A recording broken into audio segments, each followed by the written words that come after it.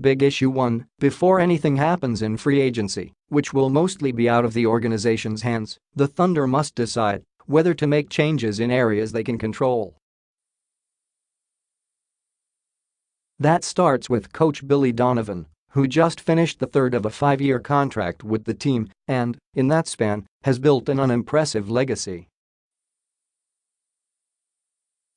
The Thunder are 150-96 under his watch, but were ousted in the first round of the playoffs the last 2 years and blew a 3-1 Western Conference Finals lead in 2016, a series that likely led to the departure of Kevin Durant. This year was especially frustrating, as the Thunder had added Paul George and Carmelo Anthony to play alongside superstar Russell Westbrook in an effort to vault back into title contention. But the team never established any real direction and won only one more game than last year.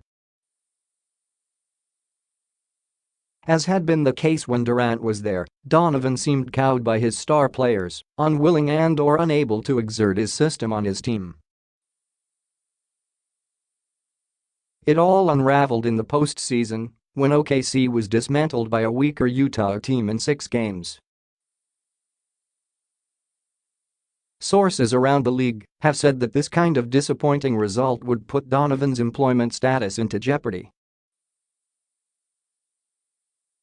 It's now up to GM Sam Presti to decide whether Donovan deserves a 4th chance. Big Issue 2. Keeping George in town has been the underlying goal since before the season started.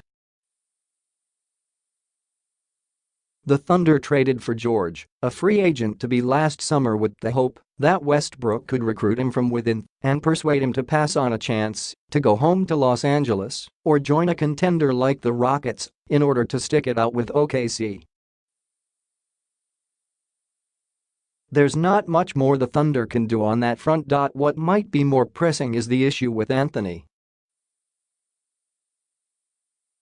While the Thunder want to keep George long-term, they'd very much like to find a way to rid themselves of Anthony, who could not find a role with the team and did not inspire confidence with his unwillingness to sacrifice, highlighted by his insistence that he would not come off the bench. As he turns 34 this spring, and with his skills diminishing, it's past time for Anthony to consider different ways he can contribute to a good team if he is still interested in winning. There are times he seems to long for his days of jacking up shots for the Knicks on the way to another 30-win season. At least then he could point the finger elsewhere, the owner, the coach, the absentee team president, and come across as the mature one in the organization. But Anthony's stubbornness and selfishness have been exposed with the Thunder, who still owe him $28 million for next season if Anthony chooses to opt in, as he surely will. It's highly unlikely that the Thunder can find a trade for Anthony, who probably won't be keen on a pay cut to pave the way for a buyout either. The relationship has soured, though, and it might be best for all if a separation can be arranged. Free agent outlook. Keeping George is the challenge here, and to do so will take a contract starting at about $30 million and worth around $180 million over 5 years. That will push the Thunder's payroll up to about $150 million, with roster spots still to be filled. If, conservatively, we put OKC $30 million over the $121 million expected tax threshold, the team, as a repeat taxpayer, will pay $105 million in penalty for the $30 million. That projects to a $250 million outlay for a roster that produced a middling season in the West and was easily coed by Utah in the playoffs. The Thunder want to keep George, but surely someone in the organization must be asking whether it's worth the pallets of cash needed to hold together a team that was a lot more sizzle than steak. In wheeling out big money to keep this core together, the Thunder will make themselves unlikely to hold on to valuable, low-cost role players like Raymond Felton, Corey Brewer, and, most important, Jerami Grant, who has developed nicely with the team in the past year and a half.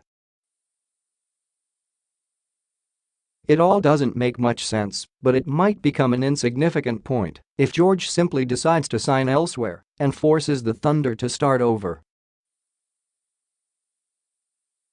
The young folks, the Thunder will not have a first-round pick in this year's draft, thanks to the Enes Kanter deal in 2015, and are sorely lacking in developmental talent.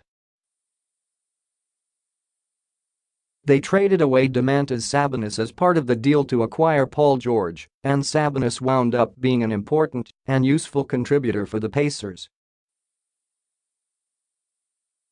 The one bright spot appears to be 6'7" guard Terrence Ferguson, who will turn 20 in May.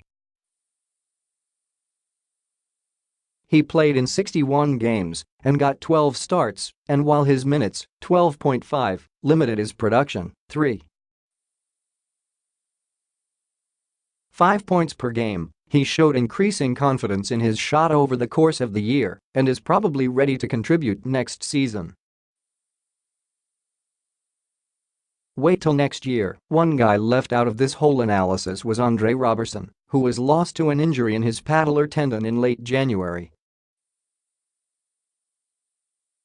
It would be easy to scoff at the impact a guy who averages 5.0 points and shoots 31.6% from the free throw line could have, but Roberson was the Thunder's defensive ace, and the team changes considerably without him. Through January 27, the last time Roberson played, OKC had the fifth-ranked defense at 101 points per 100 possessions. From January 28 on, the Thunder's defense fell to 107.0 points per 100 possessions, 15th in the league.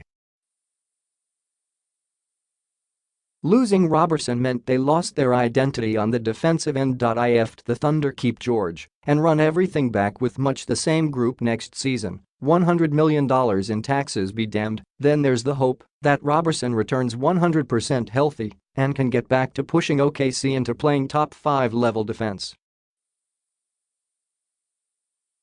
That, at least, gives the Thunder a chance to improve on this season's meager accomplishments.